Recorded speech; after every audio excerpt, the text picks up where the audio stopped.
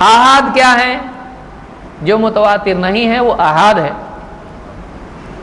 تو جو متواتر سے کم درجے کی ہو، جس کے راوی اس سے کم پڑ جائیں، تواتر سے نیچے کے درجے کی روایت ہو، ایسی روایت کو کیا کہیں گے؟ احاد.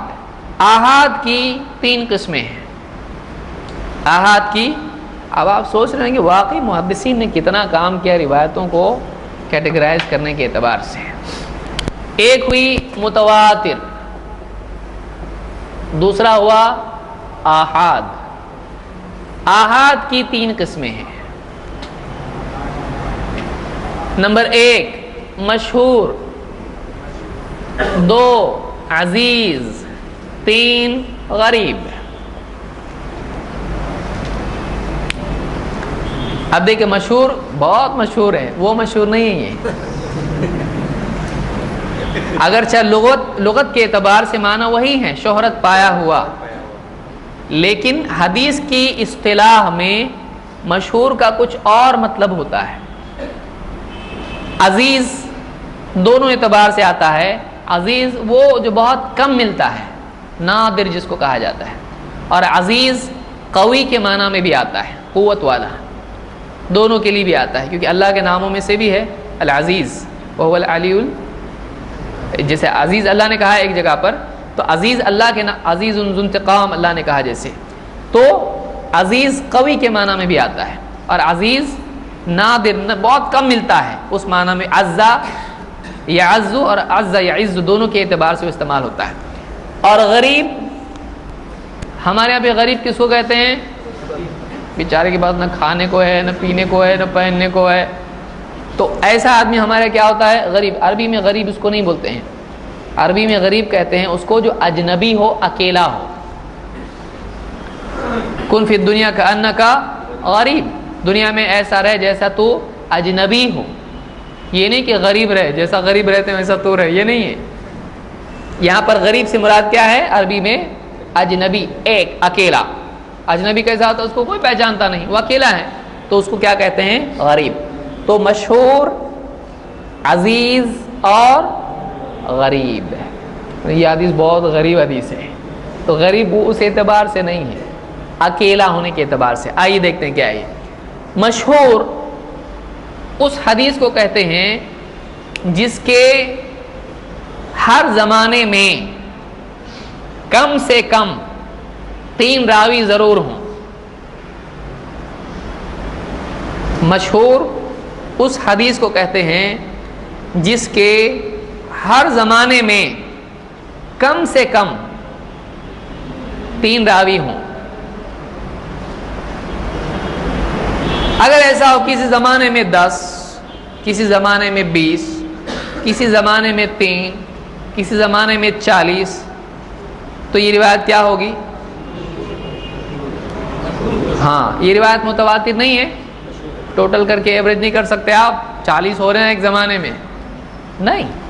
آپ متواتر کے لیے کیا ہے؟ ہر زمانے میں. کسی ایک زمانے میں بھی اگر 10 سے کم ہو گیا، 3 رہ گئے، تو وہ اب متواتر نہیں ہوگی، کیونکہ ہر زمانے میں اتنے ہونا چاہیے. صرف ایک زمانے میں 3 تھے، باقی سارے طبقات میں، ہم طبقات اس کو کہیں گے کیونکہ علماء اس کے لیے طبقات استعمال کرتے ہیں. کسی ایک طبقے میں 3 ہیں لیکن باقی سارے طبقوں میں 10 ہے، تو تھوڑا اس کو کنسیشن نہیں دے سکتے؟ کر سکتے ہیں. چلو ایک زمانے میں 3 رہ گئے تو کیا ہو گیا، باقی تو دیکھو. تو کیا اس کو ہم متواتر کہہ سکتے ہیں؟ نہیں، کیونکہ ایک زمانے میں کتنے رہ گئے تھے؟ 3. تو وہ متواتر کی بجائے کس کیٹیگری میں جائے گی؟ مشہور کی. کیا اس کو احاد کہہ سکتے ہیں؟ نہیں، احاد ہی میں تو ہے وہ. ہاں، تو احاد ہی میں ہے وہ. لیکن احاد میں پھر کیا ہو گئی؟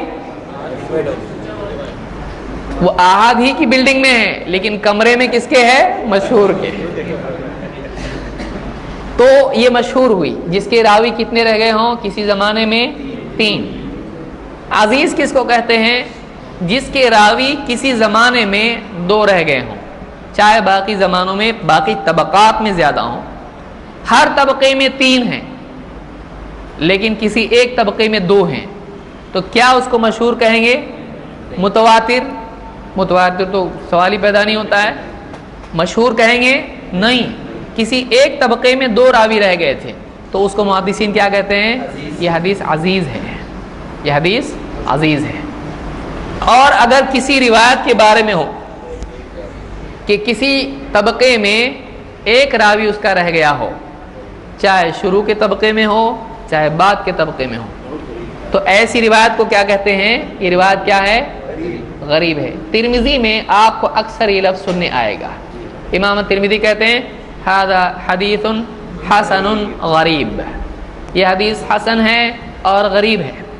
غریب حدیث کی مثالوں میں سے ایک مثال میں دیتا ہوں. اس سے پہلے کبھی ایسا ہوتا ہے کہ حدیث غریب اپنے ابتدائی مرحلے میں ہوتی ہے, لیکن بعد کے مرحلے میں, بعد کے طبقات میں بہت زیادہ وہ مشہور ہو جاتی ہے, اور گویا کہ بعد کے زمانے میں تواتر کی حد کو پہنچ جاتی ہے دوسرے یعنی نسبی اعتبار سے. مثال کے طور پر انما الاعمال بالنیات, یہ حدیث کیا ہے؟ بخاری کی حدیث ہے. بخاری میں کتنی جگہ آئی ہے؟ 7 جگہ آئی ہے. امام البخاری نے 7 جگہ اس کو ذکر کیا ہے. انما الاعمال بالنیات. عمر بن خطاب رضی اللہ تعالیٰ اس کے راوی ہیں, ان کے سوا اور کوئی اس کو روایت نہیں کرتا ہے. تو یہ حدیث صرف کس سے آئی ہے؟ عمر بن خطاب رضی اللہ تعالیٰ عنہ سے. اور اس اعتبار سے اور ان کے بعد بھی 3 طبقوں تک ایک ہی راوی اس کو روایت کرتا ہے. لیکن اس کے بعد آج اس دور میں آپ دیکھیں اور پچھلے ادوار میں آپ دیکھیں محدثین کو, تو معلوم پڑے گا کہ یہ حدیث کیا ہے؟ ایک دم عام مشہور حدیث ہے. انما الاعمال بالنیات حدیث نہیں معلوم تو تعجب ہوگا, یعنی عوام کو بھی معلوم ہے. علماء عام طور سے اپنی کتابوں میں اس کو تذکرہ اس حدیث کا کرتے آئے ہیں, لیکن اپنے اصولی اعتبار سے اگر دیکھا جائے تو یہ حدیث کیا ہے؟ غریب ہے. کیوں؟ اس کے بیان کرنے والے کون ہیں؟ عمر بن خطاب رضی اللہ تعالیٰ عنہ. تو کبھی ایسا ہوتا ہے کہ یہ حدیث ابتدائی مرحلے میں غریب ہوتی ہے, لیکن بعد کے مرحلوں میں وہ پھیلتی چلی جاتی ہے اور بہت مشہور ہو جاتی ہے. تو لیکن اصلاً یہ حدیث کیا کہلائے گی؟ غریب ہی کہلائے گی, کیونکہ سارے طبقات میں اس کے کم سے کم 3 راوی ہونا چاہیے تو مشہور ہوگی. ایسا یہاں پر نہیں ہے, لہذا وہ غریب ہے. کیا غریب حدیث ضعیف ہوتی ہے؟ ہوتی ہے. غریب ہوگی تو ضعیف ہوگی, ایسا ہے. اور متواتر ضعیف ہو سکتی ہے. متواتر روایت کیا ہوتی ہے؟ ضعیف نہیں ہوتی ہے, بلکہ متواتر اپنی قوت اور استدلال کے اعتبار سے جیسا قرآن سے ثابت ہوتا ہے ویسے متواتر سے ثابت ہوتا ہے. یعنی سب سے پختہ روایت اگر کہی جائے اصولی اعتبار سے, کتابوں کے حوالے کے بغیر, یعنی روایت کون سی سب سے پاورفل ہوتی ہے تو اس کو کیا کہیں گے؟ کون سی روایت ہے؟ متواتر. جیسے قرآن ہے کہ ایک دم ثابت ہی کوئی ٹھوس بات ہے, وہ ایک دم اس میں کوئی مطلب کنفیوژن کا معاملہ نہیں ہے قرآن میں ایسا, تو ویسی کون سی روایت ہوتی ہے؟ متواتر ہے. اور غریب صحیح بھی ہو سکتی ہے اور ضعیف بھی ہو سکتی ہے, ضروری نہیں کہ ضعیف ہو. متواتر کے مقابلے میں مشہور یا یہ یعنی ان تینوں میں مشہور, عزیز اور غریب, ان میں زیادہ قوت کس کی ہوگی؟ کوئی آدمی کہہ سکتا ہے 3 2 1 کیا فائدہ, حدیث تو حدیث ہی ہے نا. لیکن یہاں فائدہ کیا ہے؟ اس میں راویوں کی کثرت کی وجہ سے اس بات کی قوت بڑھتی کہ گھٹتی ہے؟ بڑھتی. آج کی دنیا کے معاملات میں بھی آپ دیکھیں, اپنے معاملوں میں کوئی ایک آدمی آپ کو فون کر کے بتایا کہ فلاں صاحب دواخانے میں ہے, تو دوسرا بھی فون آیا فلاں صاحب دواخانے میں ہے, تو آپ کو جتنے زیادہ لوگ بولتے جائیں گے آپ کا یقین گھٹتا جائے گا کہ بڑھتا جائے گا؟ معلوم ہوا کہ کثرت روایت سے خبر میں قوت پیدا ہو جاتی ہے. لہٰذا اس طرح کی تقسیم سے ایک فائدہ یہ ہوتا ہے کہ اگر ترجیح کا موقع آئے تو ایسی صورت میں دیکھا جاتا ہے کون سے راوی زیادہ ہیں, کیا ہے. اس طرح سے اگر جمع ممکن نہ ہو تو آگے ہم لوگ آئیں گے شاذ وغیرہ کے سلسلے میں. تو یہ 3 قسم کی روایتیں ہم نے دیکھی. اب کل ملا کے کتنی روایتوں کے نام دیکھے ہم نے؟ راویوں کی تعداد کے اعتبار سے 5 کہ 55؟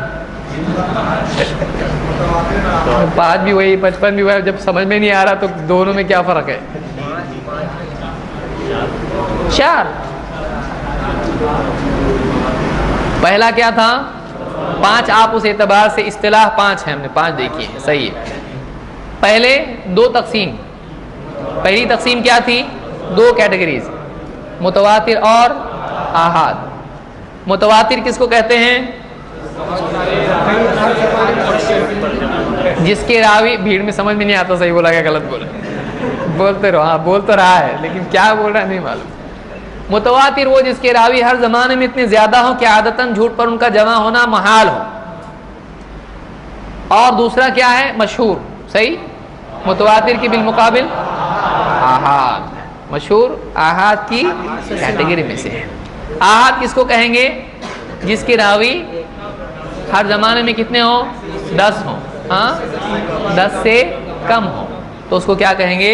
آحاد. کیا آحاد غریب ہو سکتی ہے؟ ہو سکتی ہے، کیونکہ آحاد کی قسم غریب بھی ہے اور وہ عزیز بھی ہو سکتی ہے اور مشہور بھی.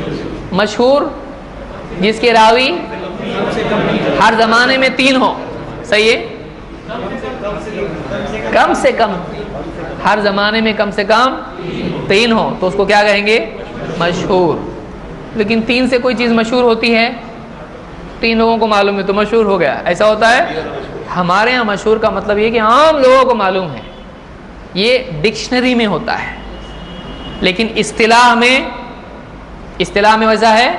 اصطلاح میں مشہور کا مطلب 3، کم سے کم 3 راوی ہر زمانے میں ہوں. عزیز ہر زمانے میں کم سے کم، یا آپ بول سکتے ہیں کسی زمانے میں اگر 2 رہ گئے ہوں عزیز ہے. غریب ہر زمانے میں کتنے ہونا چاہیے؟ اچھا یہ بتائیے، میں 2 تعریفیں بتا رہا ہوں. غریب اس حدیث کو کہتے ہیں جس کے ہر زمانے میں 1 راوی ہونا چاہیے، اور دوسری تعریف ہے غریب اس روایت کو کہتے ہیں کہ جس کا کسی زمانے میں 1 راوی رہ گیا ہو. پہلا کیوں نہیں؟ ہر زمانے میں 1 تو رہ گئے نہیں تو روایت ہی غائب ہو جائے گی، راوی نہیں. سمجھ میں آ رہا ہے؟ تو ہر زمانے میں 1 راوی ہو یہ شرط نہیں ہے، بلکہ یہ کہ کم سے کم 1 راوی کسی بھی زمانے میں رہ جائے، کسی بھی طبقے میں. طبقاً عن طبق، طبقات لیئر کو کہتے ہیں، پرت کو کہتے ہیں. 1 2 3 آسمان کیسے ہیں ایک دوسرے کے اوپر ہیں؟ 7 طبقات ہیں. تو طبقہ راویوں کا طبقہ، نیچے والے اس سے اوپر اس سے اوپر. ابن حجر نے اپنی کتاب میں، ابن حجر کی کتاب ہے تقریب التہذیب، اس میں 12 طبقات راویوں کے ذکر کیے ہیں. 12 صحابہ پہلا طبقہ ہے، اس کے بعد نیچے دوسرے طبقے آتے ہیں. تو تقریباً کتنے طبقے بیان کیے ہیں؟ 12. تو کون سی کتاب میں؟ ہاں تکلیف التکلیف تقریب التہذیب. پہلی کتاب ہے تہذیب جو مزی کی ہے، تہذیب الکمال، اس پہ کام کیا پھر سے ابن حجر نے. تہذیب التہذیب، پھر خود نے اس پہ واپس سے کام کیا تقریب التہذیب، اور بھی اس کے بعد علماء نے اس پہ کام کیا ہے. تو تقریب التہذیب ابن حجر کی کتاب ہے، یہ تقریباً 7ویں 8ویں صدی کے یہ ہیں، آج سے 700 سال پرانے ہیں. تو ہم نے 2 کیٹیگریز دیکھی اب تک کے. کون کون سی؟ میں اس لیے ریوائز کر رہا ہوں کیونکہ یہ بھولنا یقینی ہے. باہر جاتے کیا تھا ایسا ہونے والا ہے. جو نوٹ کر رہا ہے تو اس کے پاس رہے گا انشاءاللہ، اور کسی کو یاد رہے تو بہت تقدیر کی بات ہے، اللہ کی طرف سے توفیق ہے. بعض اوقات آدمی کہتا مجھ کو لکھنے کی ضرورت نہیں ہے، لیکن اس کو یاد بھی نہیں رہتا ہے. ایک صاحب، مجھ کو یاد نہیں، کسی نے بیان کیا کہ فلاں شیخ کے درس میں فلاں بیٹھتا تھا اور وہ لکھتا نہیں تھا. اس سے کہا کہ لکھو دین کی باتیں، جو بھی حدیث ہے، علماء کے اقوال ہیں یا مسائل وغیرہ ہیں، لکھو. امام بخاری لکھتے نہیں تھے، امام بخاری لکھتے نہیں تھے. یاد رکھنے کے لیے حافظہ بہت زبردست تھا. بعد میں اس کو دوسرے اگلے درس میں یا اس کے بعد کچھ دنوں بعد پوچھے وہ کیا تھا اس دن بتاؤ ذرا، تو یاد نہیں رہا. تو کہا امام بخاری بھولتے نہیں تھے، تو بھول گیا. تو وہاں لکھنے کے لیے امام بخاری کا حوالہ دیا، یاد رکھنے میں تو ویسا ہونا چاہیے نا. تو ایک چیز میں ان کی بات لے رہا ہے لیکن یادداشت کہاں ہے وہاں پہ. تو ایسا ہوتا ہے. جو نہیں لکھ رہے ہیں ان کو نہیں کہہ رہا ہوں میں، ان کو کچھ لوگ آئے دیکھنے کے لیے کہ واقعی اس میں کیا ہے. ہم پھر سے دیکھیں گے بعد میں اور پڑھیں گے اس کو، تو اپنی جگہ ٹھیک ہے، کوئی مسئلہ نہیں ہے، کوئی نہ لکھے تو کوئی بری بات نہیں ہے۔ تو دو اعتبار سے ہم نے حدیث کی تقسیم دیکھی۔ پہلی کیٹیگری کس اعتبار سے تھی؟ ہاں کون ہے امام بخاری یہاں پہ؟ نسبت کے اعتبار سے۔ پھر اس کے بعد راویوں کی گنتی کے اعتبار سے، عدد کے اعتبار سے، کثرت کے اعتبار سے، کثرت اور قلت کے اعتبار سے۔ اب یہ دو اعتبار سے حدیث کو بیان کیا جاتا ہے، ایک راویوں کی نسبت، حدیث کی نسبت، اور دوسرے راویوں کی گنتی۔ اب ہم آگے بڑھتے ہیں۔